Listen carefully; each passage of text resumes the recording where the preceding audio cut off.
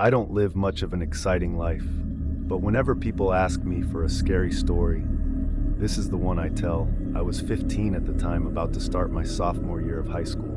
I grew up in a typical beach town packed with tourists during the summer, but a ghost town as soon as the season ended. The bars and restaurants all closed down, and it's just the locals, the sky, and the ocean if you've never been down the shore during the off-season. I would strongly recommend it. It's one of the strangest yet most calming feelings you can get from this life.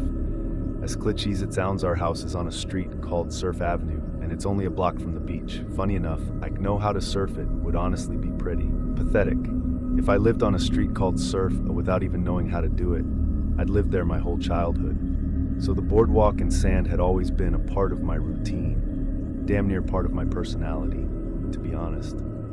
I don't live in that specific house anymore, but the property has stayed in the family, so it still feels like a piece of me at the time. He was on my high school varsity's cross-country team, and I was kind of obsessive about staying in shape even during the off-season. Summers get insanely hot down the shores, so I usually ran super early in the morning or late at night times, when I wouldn't melt in the heat or have to be there weaving in between cracks CRS that night. I decided to go for a late night run. I had stayed up pretty late with some friends the night before and slept in that morning, so I kind of had no choice. I never brought my phone with me when I ran. It was always annoying, not having music, but even that little bit of extra weight would be enough to throw me off.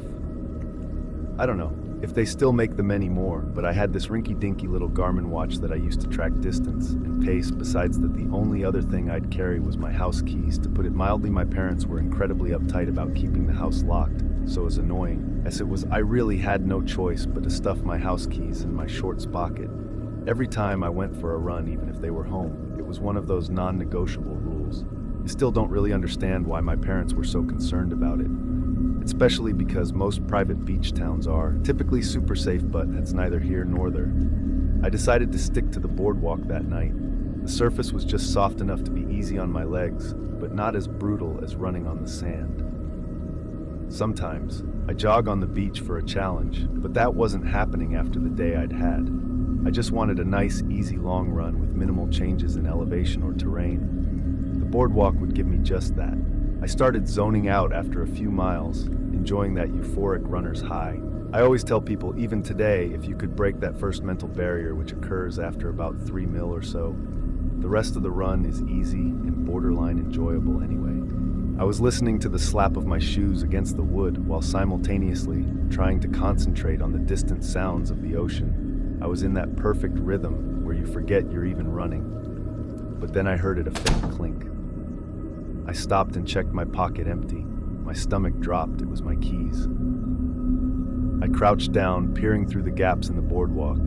Spewed it was useless. It was pitch black under there, and there was no way I'd even be able to retrieve them from where I was. I started cursing, literally yelling out loud. I know that sounds a little silly, but the adrenaline was still pumping through me from the exercise. And I was pissed that this detour had ruined my run. I knew my parents would have killed me if I came back without those keys, so without really thinking, I jumped off the side and headed down to the sand. It was also partly a matter of pride. I wasn't just going to walk away from one of my personal belongings. Who does that? The smell under the boardwalk hit me instantly. It was like rotten seaweed mixed with stale beer. That's honestly the best way to describe it. Imagine literally filling a bathtub with seaweed and beer. It was damp and heavy in every step. I kicked up sand and trash like I said before. I didn't have my phone with Meza. The backlight on my watch was the only thing guiding me. It wasn't doing much. I crouched down to the spot where I thought my keys had fallen. They were nowhere in sight. Just more clumps of sand and scraps of garbage. I'll repeat myself. It was disgusting. But I needed those keys.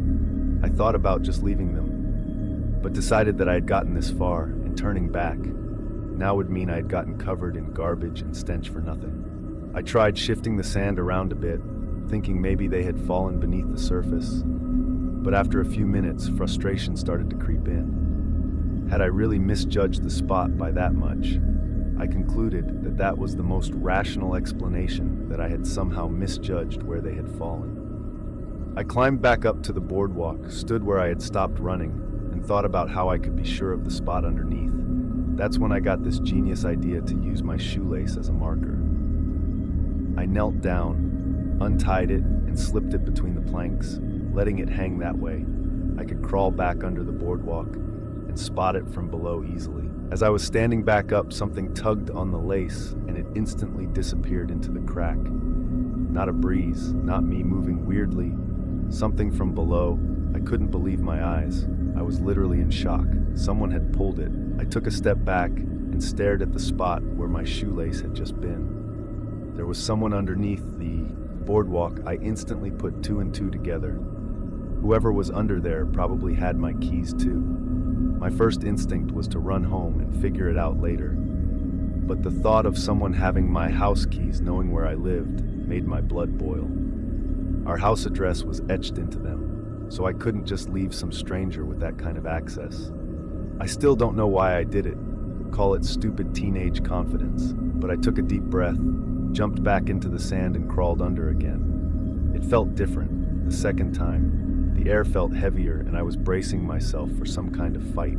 At one point, I heard faint shuffling somewhere ahead of me. My chest tightened. I swung my watch light toward the sound but saw nothing, just more sand and beams. I kept moving and I heard shuffling again. This time from a different direction. That's when I realized the noise wasn't coming from one spot. There were multiple people under there. That was enough for me. Common sense struck me in the face, like a freight train.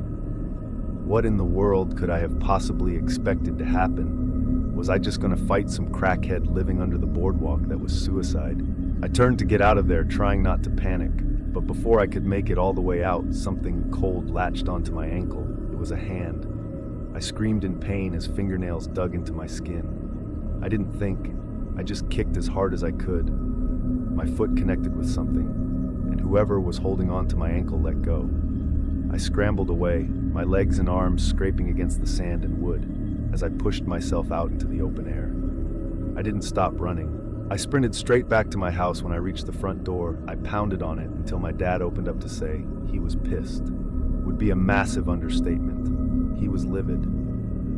I was surprised he didn't get physical with me before he could fully flip out.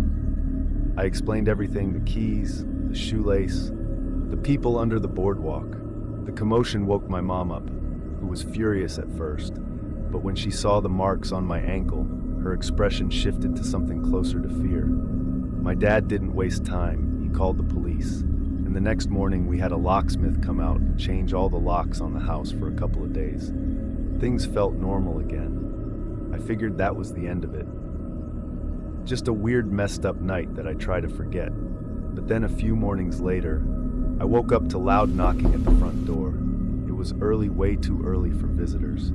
I sat in bed for a while, waiting for my parents to go deal with it. When neither of them did, I decided to do it myself. So I pulled on a hoodie and went downstairs. I looked through the peephole, but there was no one there. Confused, I opened the door, looking around. There was no one in sight.